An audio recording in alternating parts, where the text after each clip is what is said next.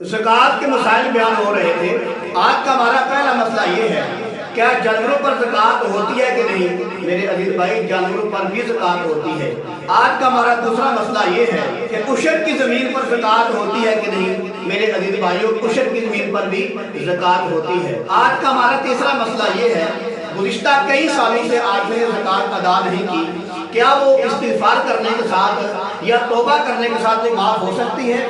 मेरे अजीज भाई, नहीं, वो इस्तिग़फ़ार के साथ तौबा के साथ माफ़ नहीं हो सकती।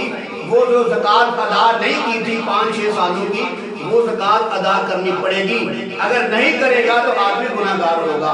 लिहाजा तौबा के साथ, इस्तिग़फ़ार के साथ ज़कात जो है वो माफ़ नहीं होती। आगे मसला ये है, दुकान की इमारत पर और उसके अंदर जो बारदाना लगा होता है उस पर ज़कात होती है कि नहीं?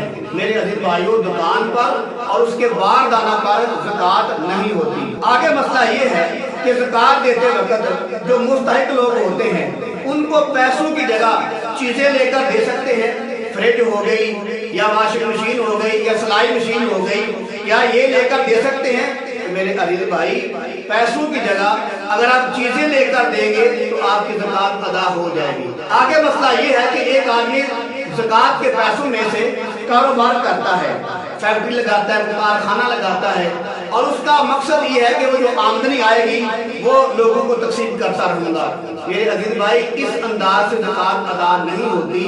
जो मुस्तहिक लोग हैं, गरीब हैं, फकीर हैं, गुरबा हैं, मसाकीन हैं, उनको मालिक बनाना पड़ता है। जब आप मालिक बनाएंगे तो फिर आपकी ज़कात अदा हो जाएगी।